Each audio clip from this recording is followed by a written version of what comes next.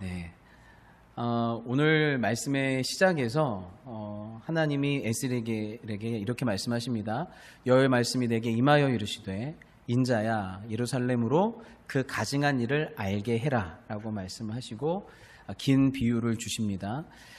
예루살렘은 성전이 있는 성읍이고 그리고 굉장히 거룩한 도시 그리고 거룩한 백성이 하나님을 예배해야 되는 곳인데 그 예루살렘에서 온갖 가증한 일들이 벌어졌어요. 하나님 보시기에 역겨운 일, 토할 만한 일, 그런 일들이 벌어졌습니다. 그런데 하나님 보실 때 그 가증한 일을 행하면서도 그들은 자기의 가증함을 깨닫지를 못했어요. 그래서 주님께서 이 예루살렘이 가증한 일을 좀 깨닫게 해라, 가증한 일을 깨닫게 해라라고 굉장히 여러 번 말씀을 하십니다. 그래서 저희 그 하나님과의 관계에 있어서 굉장히 중요한 것이 사실 죄를 깨닫는 것이에요. 왜냐하면 죄를 깨닫는 것이 회복과 치유의 어떤 첫 단계이기 때문에 그렇습니다. 죄를 깨달아야 회개라는 것을 하고 회개를 해야 용서를 받고 용서 가운데 회복의 여정으로 들어가거든요. 그런데 죄를 깨닫지 못하면 하나님 앞에서 나의 온전함을 깨닫지 못하면 회개할 수도 없고 용서를 구할 수도 없고 회복의 여정으로 들어갈 수도 없어요. 그래서 주님께서 죄에 집착하시는 것이 아니라 진정으로 우리 가운데 회복을 주시기 위해서 열심히 죄를 들추어내시려고 하시는 거예요. 말씀을 통해서 직접적 말씀을 통해서도 들추어내려고 하시고 환상을 보여주면서도 들추어내시려고 하시고 행동으로도 들추어내시려고 하는데 이들이 계속 못 깨닫는 것이죠. 에스겔서에서 하나님이 이스라엘 백성의 죄를 깨닫게 해주시는 굉장히 독특하면서도 강력한 방법이 있는데 그것이 무엇이냐면 비유를 말씀하시는 거예요. 이야기. 어떤 이야기, 비유를 통해서 그들에게 그들의 죄를, 그들의 실상을 들추어내시는 일들을 계속 하고 계세요. 굉장히 다양한 비유를 통해서 실체를 들추어내시고 거의 직접적으로 어려운 비유도 아니에요. 그냥 대놓고 정곡을 찌르게 하는 그런 비유를 주님께서 계속 얘기를 하시죠. 그래서 이 에스겔을 향해서 사람들이 지어준 별명이 있는데 에스겔을 향해 에스겔서 20장에 보면 비유로 말하는 자, 비유쟁이 그래요. 비유로 말하는 자, 또 비유로 말하는 자가 비유를 베풀고 있구나 라고 얘기를 하는 것이죠. 그래서 에스겔의 별명이 비유로 말하는 자, 비유쟁이였어요. 그런데 이 비유는 에스겔이 만들어낸 게 아니라 하나님이 에스겔에게 비유로 말씀하도록 비유를 주신 거죠. 그렇다고 하면 하나님이 어떤 분이신 거예요? 비유로 말씀하시는 분, 이야기로 말씀하시는 분. 그게 하나님이 갖고 있는 어떤 별명, 별칭과 같은 것이라고 볼 수 있죠. 그래서 다윗의 죄를 깨닫게 해주실 때도 나단을 보내서 죄를 직접적으로 꼬집으신 것이 아니라 비유를 얘기하시죠. 나단을 통해서 비유를 얘기해라. 가난한 사람이 암양 하나 있는데 부자가 와서 그 암양 하나를 취해버렸다. 그거 어떡하냐? 다윗이 막 분노하죠. 그게 너다. 이렇게 말씀을 하시는 거거든요. 하나님은 비유로 말씀하시는 분이세요. 예수님도 이 땅에 오셔서 얼마나 많은 비유를 하셨는지 몰라요. 하나님 나라도 거의 다 비유로 푸셨어요. 그리고 죄를 들추실 때도 아주 다양한 비유로 죄를 들추셨어요. 예를 들어 열매 맺지 못하는 무화과 나무의 비유, 어리석은 부자 비유, 악한 농부 비유, 부자와 나사로 비유 등 이러한 비유로 바리새인들의 죄, 종교 지도자들의 죄, 교만한 부자들의 죄를 드러내셨어요. 그래서 비유, 이야기는 이처럼 듣는 사람을 그 이야기 속으로 끌어들여 그 이야기에서 자기의 모습을 떠올리고 발견하게 만드는 그러한 능력이 있어요. 이 이야기가 내 이야기인가? 그래서 하나님께서 여러분에게 말씀을 통해서 비유를 베푸신다고 하는 것은 이제 여러분이 그 이야기 속으로 들어가셔야 돼요. 그 이야기 속으로 들어가셔서 이 비유가 여러분을 초대하고 있는 거예요. 이 이야기가 너랑 상관없는 이야기가 아니다. 성경에서 베풀어진 하나님의 비유 이야기들이 우리와 상관없는 이야기가 아니다. 이 이야기가 너의 이야기가 될 수가 있다. 이 이야기 속에서 너를 발견해야 한다. 이 이야기 속에서 역사하시는 하나님을 발견해야 한다. 그래서 그 이야기 속으로 들어가야 어떻게 해요? 그 이야기 속으로 들어가서 거기서 나를 발견해야만 여러분은 그 이야기에 갇히지 않고 새로운 이야기를 쓸 수가 있어요. 새로운 이야기를 쓸 수가 있어요. 내가 어리석은 부자처럼 이렇게 사는 것이 아니라 새로운 이야기. 어떤 그 청년과 청소년들을 향해서 메시지를 전하는 그 목사님께서 그들에게 이렇게 얘기했어요. 그래, 알아. 이 사회는 스펙이 중요한 거 알아. 스펙이 있으면 편해. 뭐든지 쉬워. 하지만 그리스도인들은 스펙으로 사는 게 아니야. 그리스도인들은 스토리로 사는 거야. 그런 얘기를 했어요. 근데 그 말이 제 마음에 굉장히 많이 와닿았어요. 예, 우리 청소년과 아이들이 열심히 우리 인생은 스펙에 달린 줄 알고 열심히 스펙을 쌓잖아요. 우리 어른들도 우리 인생이 커리어에 달린 줄 알고 열심히 커리어를 쌓잖아요. 근데 그리스도인들은 그런 쌓여진 스펙과 커리어로 사는 게 아니라 하나님이 내 인생 가운데에서 쓰시는 이야기, 스토리로 사는 것이라는 거예요. 이야기로 사는다는 거예요.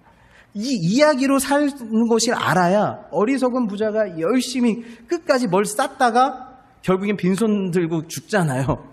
이렇게 끝나는 것이 아니라 어리석게 살았더라도 이런 게 내 인생이었나? 라고 그 이야기 속에서 나를 발견해야만 밭에 감추인 보화를 찾아 내 인생을 하나님을 위해서 거는 새로운 이야기를 쓸 수 있는 줄 믿습니다. 아멘. 그래서 오늘도 하나님께서 이야기를 또 하세요. 그렇게 이야기로 얘기하세요. 근데 에스겔서 16장이 중요한 이유가 가장 긴 이야기예요. 왜냐하면 이 이야기는 한 여자의 일생의 이야기예요. 태어났을 때부터. 이 여자의 아주 기구한 인생 이야기. 근데 이 인생 이야기가 너의 이야기고 예루살렘의 이야기고 하나님의 백성인 이스라엘의 이야기다. 그래서 한 민족의 이야기를 한 여자의 일생으로 딱 담아 놓으셨어요. 그래서 이 이야기 속으로 우리가 함께 걸어 들어가야 그 이야기 속에서 우리를 발견하고 하나님을 발견하고 새 이야기를 쓸 수 있는 줄 믿습니다. 아멘. 예. 그래서 그 이야기를 한번 들어가 보죠. 3절부터 들어가 봐요. 이르기를 주 여호와께서 예루살렘에 관하여 이같이 말씀하시되 내 근본과 난 땅은 가나안이요 내 아버지는 아모리 사람이요 내 어머니는 헷 사람이라 이렇게 돼 있어요. 예. 근데 이 말이 지리적으로나 역사적으로 사실 맞지 않는 말이에요. 아브라함의 자손이었던 이스라엘이 그 근본은 가나안 땅이 아니에요. 셈, 함, 야벳, 노아의 세 아들이죠. 셈의 후손이면서 셈 밑으로 쭉 내려와서 아브라함의 후손으로. 그리고 아브라함은 갈대 우르에서 살았어요. 그러니까 가나안이 너의 아버지다. 아모리 사람이나 헷 사람의 아버지나 어머니가 될 수가 없는 것이죠. 이것은 어떤 것을 비유하냐면 너의 혈통적으로는 셈의 후손이고 아브라함의 후손일지라도 너의 영적 상태, 너의 도덕적 상태, 너의 의식 상태는 가나안과 똑같다는 거예요. 세상과 똑같다. 하나님 아버지를 모르는 세상, 약속이 없는 세상과 똑같이 행동하고 있다. 이것이 너의 시작이다라고 얘기하고 있어요. 그래서 이 바리새인들이나 유대인들이 우리 혈통은 아브라함 후손이야 라고 했을 때 예수님도 이렇게 얘기하셨어요. 너희는 너희 아비 마귀에게서 났다 이렇게 얘기하셨어요. 너희 아비의 욕심대로 너희고 행하고자 하느니라. 그는 처음부터 살인한 자요. 우리 아버지는 생명의 아버지인데 마귀는 살인하는 자, 다투는 자, 분열시키는 자예요. 그리고 진리가 그 속에 없으므로 진리에 서지 못하고 거짓을 말할 때마다 제 것으로 말하나니 이는 그가 거짓말쟁이요 거짓의 아비가 되었습니다. 너희들의 삶이 꼭 누구를 닮아 있다? 이 마귀와 똑같은 DNA를 가지고 행동하고 말하고 생각하고 있다라고 얘기하는 거예요. 그들의 영적 상태, 도덕적 상태, 의식의 상태를 얘기하고 있는 것이죠. 그래서 그런 얘기를 하고 계신 거예요. 너희들의 시작이 그렇다. 그러면서 이렇게 얘기하시는데 내가 난 것을 말하건대 내가 날 때에 내 배꼽줄을 자르지 아니하였고 너를 물로 씻어 정결하게 하지 아니하였고 내게 소금을 뿌리지 아니하였고 너를 강보로 싸지도 아니하였대요. 애가 태어났는데 애를 위해서 할 수 있는 어떠한 조치도 안 한 거예요. 배꼽줄은 잘랐어야죠. 최소한 이 피 범벅인 그 아이를 물로 씻었어야죠. 소금을 뿌려가지고 소금물을 만들어 항균작용이라도 할 수 있게 균이 들어가지 않게 이렇게 씻어줬었어야죠. 강보로 이렇게 온도를 보호해줬었어야죠. 근데 마치 부모도 버린 아이인 것처럼, 태어나면 안 될 아이였던 것처럼 태어나자마자 그 어떠한 돌봄도 받지를 못했다는 거예요. 그러면서 5절에 아무도 너를 돌아보아 이 중에 한 가지라도 내게 행하여 너를 불쌍히 여긴 자가 없었으므로 내가 나던 날에 내 몸이 천하게 여겨져 내가 들에 버려졌느니라. 이게 아브라함의 족속, 하나님의 택함 받은 자들의 처음 상태였다는 거예요. 불쌍히 여긴 자가 아무도 없었고 들에 버림받은 것처럼, 버려진 자처럼 그런 정서를 갖고 있어요. 그런 경험들을 갖고 있어요. 실제로 아까도 얘기했듯이 셈은 5 아들이 있었거든요. 셈, 함, 야벳 중에 셈이 5 아들이 있었어요. 5 아들이 엘람, 아수르, 아르박삿, 룻, 아람이에요. 그런데 엘람은 나라를 세우고 엘람, 아수르는 아수르, 아람은 아라, 룻은 룻의 나라라는 뜻으로 루디아라고 하는 나라를 세웠어요. 근데 아르박삿만 나라를 못 세웠어요. 그 아르박삿의 후손이 쭉 내려오면 그 밑에 누가 내려오는 거예요? 거기 아브라함이 있는 거예요. 그러니까 아브라함은 태어났을 때 나라가 없었어요. 자기를 지켜주고 보호할 만한 정치적 기반, 군사적 기반이 없었어요. 당장이라도 누가 쳐들어와서 죽여도 언제든지 그게 이상하지 않을, 마치 들에 버려진 것처럼 태어난 존재, 그게 바로 아브라함이었어요. 근데 그렇게 살 수밖에 없었던 것이죠. 그런데 여기서 보시면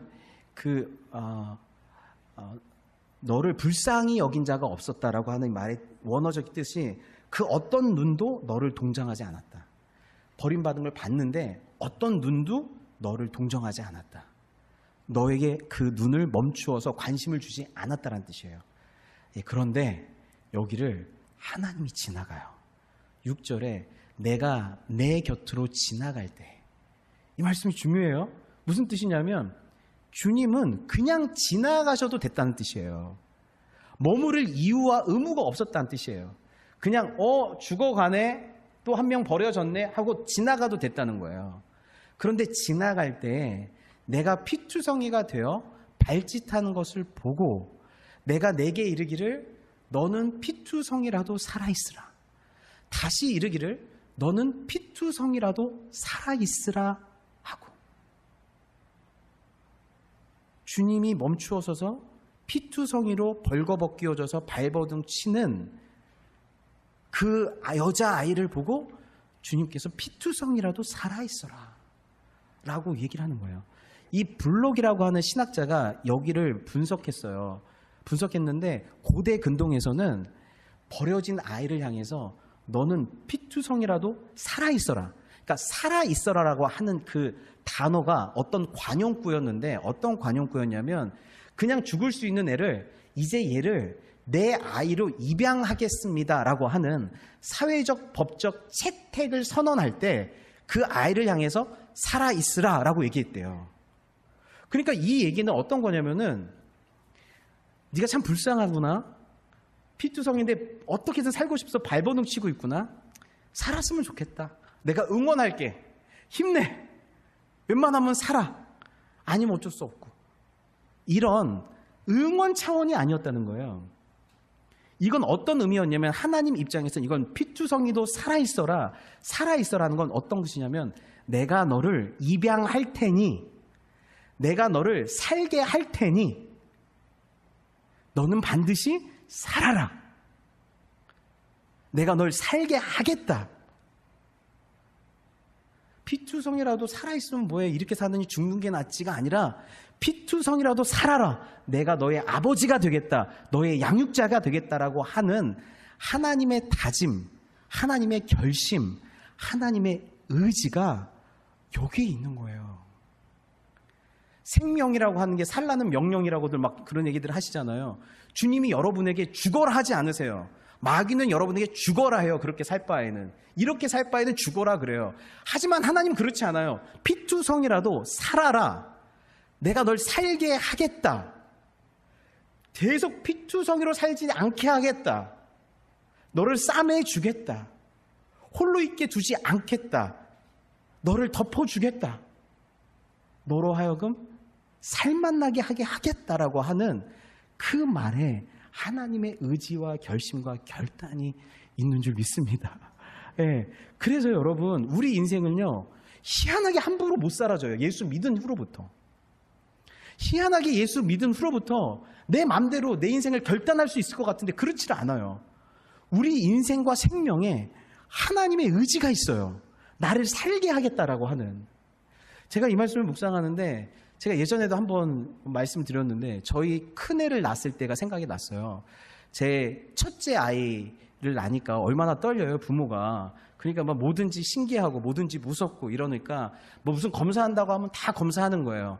중반쯤 되니까 거기 병원에서 장애인 검사라는 게 있대요. 그래서 장애인 검사를 하시라는 거예요. 근데 저희 아내가 저희는 그걸 안 받겠습니다 그러고 저한테도 그거 받지 말자 그러는 거예요. 그래서 제가 혹시라도 받는 게 낫지 않겠어? 제가 그랬어요. 그랬더니 아내가 그렇게 얘기했어요.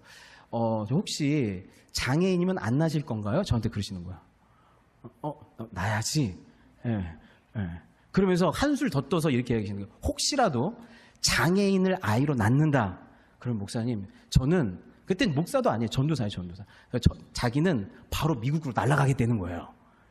예. 그러니까 나한테 우리 아이를 장애인을 키우려면 미국에서 키워야 된다. 그러니까 내가 열심히 여기서 돈을 벌어서 막 보내라는 거예요. 자기가 키울 테니까. 예. 제가 그때 전도사 월급이 얼마나 많은 줄 아세요? 70만 원이에요. 80만 원. 그거 얼마나 그런데 그거를 가지고 모르겠다. 근데 가서 그러는 거예요. 근데 제가 그 말에 그럼 그래야지. 그럼 그래야지. 근데 그렇게 얘기해 놓고 제가 너무 놀란 거예요. 제 자신한테. 한 번도 보지 못한 애.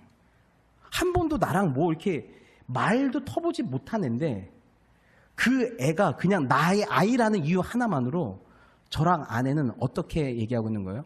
온몸을 다해서 살아라. 살기만 해라. 어떤 모습으로 있든 살아라. 살기만 하면 살게 해줄게. 살게 해줄게. 살맛 나게 해줄게. 아무리 어려워도 행복한 삶, 의미 있는 삶, 영적인 삶이 뭔지 알게 해줄게. 그러니 살기만 해라.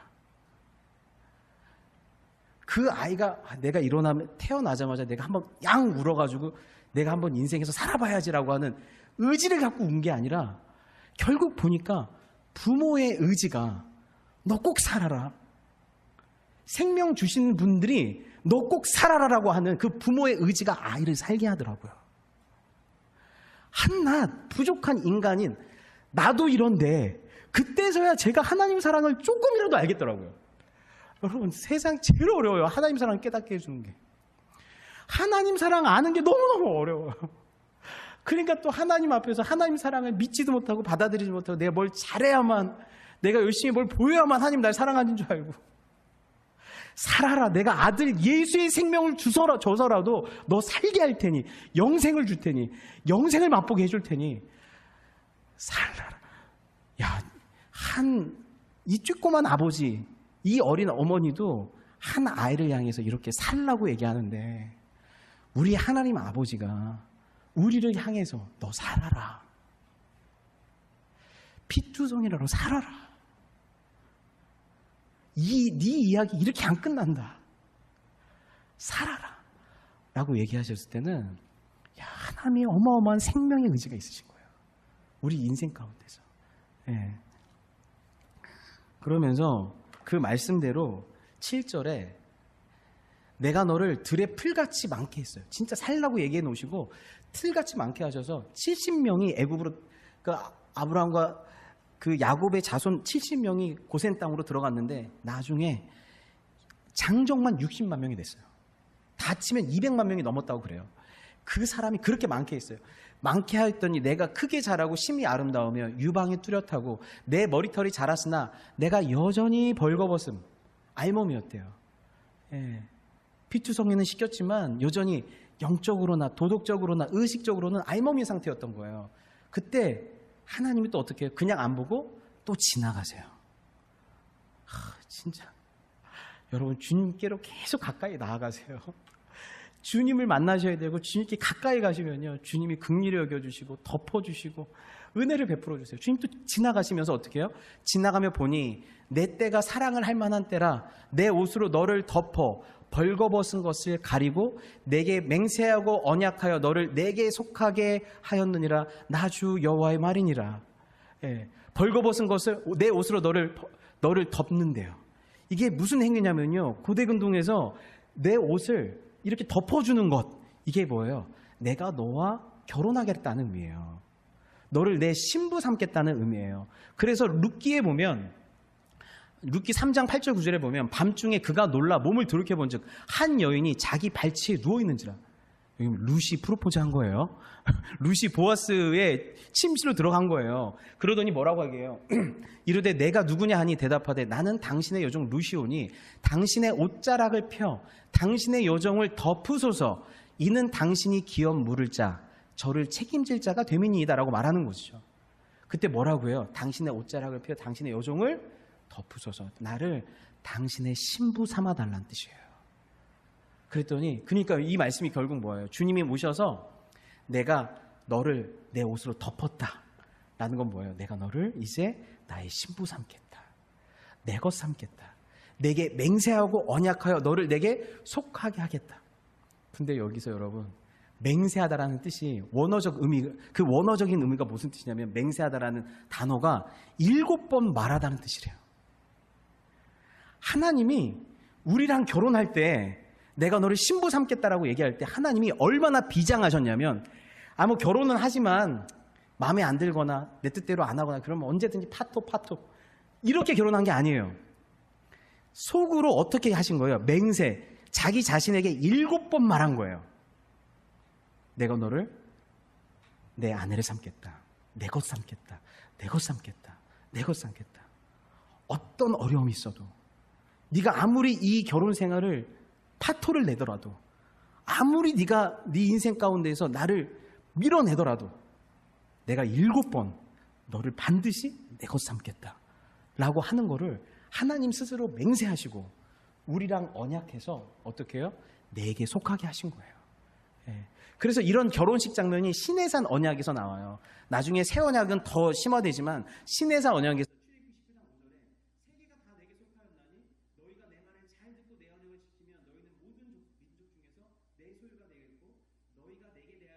나라가 되며 거룩한 백성이 되리라. 너는 이 말을 이스라엘 자손에게 전할지어다. 내가 검머리 팥불이 되도록 너희를 사랑할게, 내 백성 삼을게. 그랬더니 7절에 모세가 내려와서 백성의 장로들을 불러 여호와께서 자기에게 명령하신 그 모든 말씀을 그들 앞에 진술하니 백성이 일제히 응답하여 이르되 여호와께서 명령하신 대로 우리가 다 행하리이다. 모세가 백성의 말을 여호와께 전하매. 서로 사랑하겠습니까?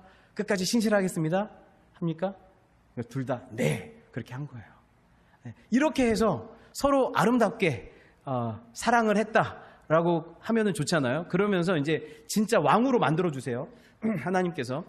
그래서 내가 물로 에스겔 19장 9절에 16장 9절에 내가 물로 내 피를 씻어 없애고 내게 기름을 바르고 수놓은 옷을 입히고 물 돼지 가죽신을 신기고 가는 배로 두르고 모시로 덮이고 폐물을 채우고 팔고리를 손목에 끼우고 목걸이를 목에 걸고 코걸이를 코에 달고 귀걸이를 귀에 달고 화려한 안건을 머리에 씌웠나니 이와 같이 내가 금 은으로 장식하고 가는 배와 모시와 수놓은 것을 입으며 또 고운 밀가루와 꿀과 기름을 먹음으로 극히 곱고 형통하여 왕후의 지위에 올랐느니라. 내 화려함으로 말미암아 내 명성이 이방인 중에 퍼졌음은 내가 내게 입힌 영화로 내 화려함이 온전함이라. 나 주 여호와의 말이니라. 한 여자를, 피투성이 벌거성이었던 여자를 주님께서 2번 지나가시고 난 다음에 왕후로 만드셨어요. 그리고 난 다음에 지나갔다는 얘기가 없어요. 이제 이 여인과 함께 하시는 거예요. 근데 이 여인과 함께 하셔서 정말 아름답게 하셨어요. 근데 여기서 나왔던 그 수많은 이 재료들, 이 여인을 아름답게 한 이 재료들이요, 다 성막 재료, 성전 재료, 제사장들이 입는 옷들이에요. 그러니까 이 여인을 그냥 아름답게 하는 게 아니라 어떻게 해요? 거룩하게 한 거예요. 성전을 만드신 거예요. 하나님이 거하시는 가장 아름다운 성막, 성전을 만드시도록 이 여인을 아름답게 했어요. 그렇게 하면 어떻게 해요? 우리가 여기서 끝나면 얼마나 좋아요? 이렇게 해피엔딩으로 아름다운 결혼 생활 끝까지 했더라 라고 하면 성경이 이렇게 길 이유가 없어요. 예. 근데 문제가 뭐예요? 우리가 이 아름다운 드라마를 뭘로 만든다? 막장 드라마로 만든다는 거예요. 이 왕후가 여기서 행복하게 남편 말 잘 듣고 애 잘 키우고 서로 사랑하면서 아름다운 하나님 나라 건설했다라고 끝나면 되는데 이 왕후가 드디어 나서기 시작했어요. 이 왕후가 이야기만 쓰면 모든 걸 메스업시키고 막장 드라마를 만들어요. 어떻게 했어요? 15절에 그러나 내가 내 화려함을 믿고, 하나님 믿은 게 아니라 내 화려함을 믿고 내 명성을 가지고 행음하되 지나가던 모든 자와 더불어 음란을 많이 행함으로 내 몸이 그들의 것이 되었도다. 결혼이라고 하는 건 내 몸을 당신 한 분에게만 주겠다라는 뜻이거든요. 그런 언약인데 몸을 다른 나라, 다른 국가, 다른 우상에게 그냥 바친 거예요. 행음한 거예요. 16절 내가 내 의복을 가지고 하나님이 주신 옷을 가지고 너를 위하여 각색으로 산당을 꾸미고 거기서 행음하였나니 이런 일은 전무후무하니라. 내가 또 내게 준 금, 은 장식품으로 너를 위하여 남자 우상을 만들어 행음하며 또 수놓은 옷을 그 우상에게 입히고 나의 기름과 향을 그 앞에 베풀며 또 내가 내게 주어 먹게 한 내 음식물 곧 고운 밀가루와 기름과 꿀을 내가 그 앞에 베풀어 향기를 삼았느니 과연 그렇게 하였느니라. 주 여호와의 말이니라. 네. 저희가 이제 뭔가 새로운 시작을 딱 하려고 하는데 하나님이 그때 지금 에스겔서를 주신 거예요. 네. 그러면서 이 에스겔은 처음부터 끝까지가 왜 아직도 우상을 못 보려니 이 말씀이거든요. 그게 무슨 뜻이냐면 여러분들이 회복하고 새로워지고 뭔가 하나님 앞에서 도약하려면 제일 먼저 우상이 버려져야 된다는 뜻이에요. 그래서 하나님께서는 아주 작은 우상의 빌미라도 여러분 인생 가운데서 부서뜨리려고 하는 그런 의지가 요즘의 말씀에서 계속 느껴져요. 그런데 이 우상의 특징이 뭐냐면 특별히 15절이 중요한데 지나가는 모든 자와 더불어 음란을 많이 행함으로 내 몸이 누구의 것이 됐다? 그들의 것이 됐대요. 우상은요, 여러분이 갖고 있는 여러 개 중에 하나를 원하는 게 아니라 여러분의 몸을 원한다는 거예요. 근데 몸이라는 건 뭐예요? 몸을 주면 다 준 거예요. 몸에 여러분의 마음이 있죠, 영혼이 있죠, 심령이 있죠. 몸이 간다는 건 시간이 가는 거죠, 에너지가 가는 거죠. 여러분이 가진 것들을 같이 가지고 가는 거죠. 그러니까 몸을 주어버리면 뭘 주는 거예요? 그에게 내 인생 전체를 바쳐버리는 거예요. 내 인생 전체를, 내 삶 전체를 바쳐버리는 것, 그것이 뭐예요? 몸을 주었다는 뜻이에요. 그럼 여러분 안에 그런 생각이 들 거예요. 목사님, 저희 요즘 세상에 인생을 바치는 그런 게 어디 있습니까? 뭐 아무리 그리스도인들이라도 어쩌다 한번 신년의 운세 한번 치고 어쩌다 한번 뭐 오늘의 운세 같은 거 한번 보고 어쩌다 한번 점 보는 거지 인생에서 또 그런 게 또 얼마나 많겠습니까? 전 몇 명 있죠. 그런 중독자들, 무당이나 뭐 이런 사람들 매일 찾아가고 비나이다 하는 중독자들 몇 명 있겠지만 웬만해서 요즘 그런 사람이 있겠습니까? 라고 생각할 수도 있을 거예요. 그런데 여러분, 팀 켈러라는 목사님이 현대인들이 갖고 있는 우상을 5가지로 뽑았어요. 그 우상이 뭐냐면 5가지인데 내 꿈. 사람 현대인들은요, 내 꿈을 이루기 위해서는 꿈이 없는 거가 굉장히 저주스러운 거고 나만의 꿈, 내 꿈을 위해서 모든 것을 바쳐서 내 인생을 바쳐서 내가 원하는 꿈과 야망을 이루는 것, 이것이 하나의 우상이래요. 두 번째는 사랑, 이성적인 사랑, 에로스의 사랑, 한 여인과 남자에 대한 사랑. 그래서 진짜 네 인생에서 정말 목숨 바친 사랑 한번 해봤니? 예. 근데 그 사랑이 있다면 그 사랑을 위해서 내 인생을 던졌다. 그러면 그 얘기가 우상을 숭배한 얘기가 아니라 되게 멋있는 얘기처럼 들리는 거예요. 아무래도 팀켈러 목사님이 서양권이다 보니까 우리 동양권으로 가면 자녀겠죠. 자녀를 위해서 내 인생을 걸어본 이야기이겠죠. 세 번째는 돈이에요. 예. 이 모든 게 돈이 지배하는 이 세상 가운데서 어떻게 해서든 부자가 될 수만 있다면, 내 이 가난한 서름을 털고 어떻게 해서든 부자만 될 수 있다면 당장이라도 내 삶을 던질 수 있는 거예요. 네 번째는 성공해요. 다들 망해가요. 다들 망해가는데 내가 하는 비즈니스만 성공해요. 그런데 그렇게 성공할 수만 있다면, 옆에서 잘 되는 거 너무너무 배 아픈데 내가 얘보다 더 성공할 수만 있다면 내 삶을 다 걸어도 괜찮을 거라고 생각이 돼요. 힘, 내가 맨날 약자여서 을로 살았어요. 서러운 일도 많았어요. 근데 내가 이 사람보다 더 높아져서 더 큰 권세와 권력을 갖고 코를 납작하게 해주는 그런 힘과 권세가 나한테 생길 수만 있다면 지금 당장이라도 교회에 나가서 그 힘을 얻을 수만 있다면 내 삶을 던질 수 있다. 현대인들은요, 내 꿈, 사랑, 돈, 성공, 권력을 위해서 내가 내 삶을 드릴 때, 내가 내 삶을 바칠 때, 와, 저 사람들 우상 숭배 안에 하는 사람 없어요. 내 자녀가 혹시라도 그렇게 생각하고 있다면, 내 친구가 그렇게 하고 있다면, 야, 너 지금 역시 생의 의지가 있구나. 그래, 꼭 그 이야기가 이루어졌으면 좋겠다. 꼭 네 이야기가 가난한 자가 부자가 되는 이야기, 힘없는 자가 힘 있는 자가 된 이야기, 그 여러 가지 환난과 시련을 결국 극복해서 네 꿈과 야망을 그 이룬 이야기, 그 이야기를 히어로 이야기, 영웅의 이야기라고 하지 우상 숭배를 한 이야기라고 하지 않는단 말이에요. 근데 주님께서는 이렇게 얘기하시는 거예요.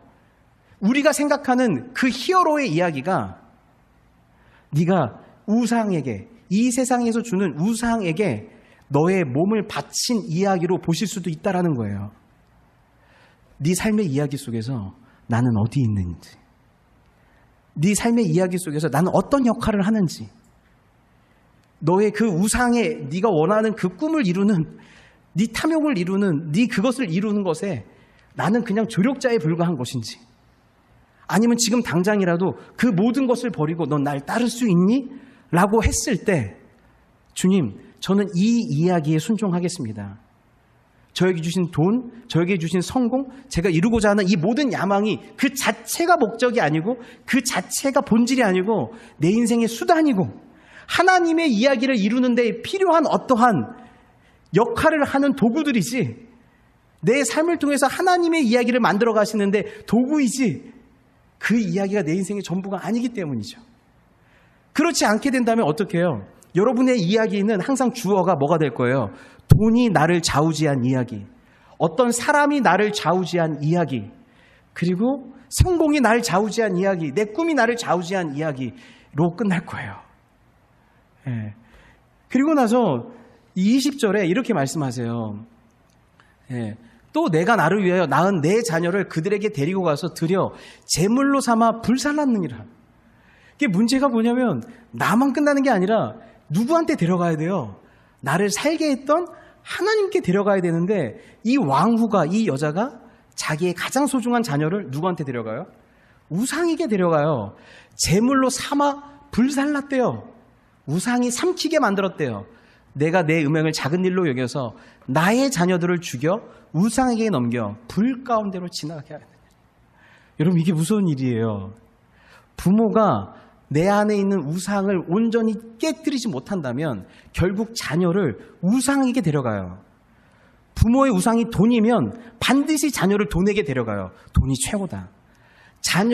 부모의 우상이 사람이면 반드시 이 자녀를 사람에게 데려가요. 남편이 최고고 사람이 최고다라고 얘기해요.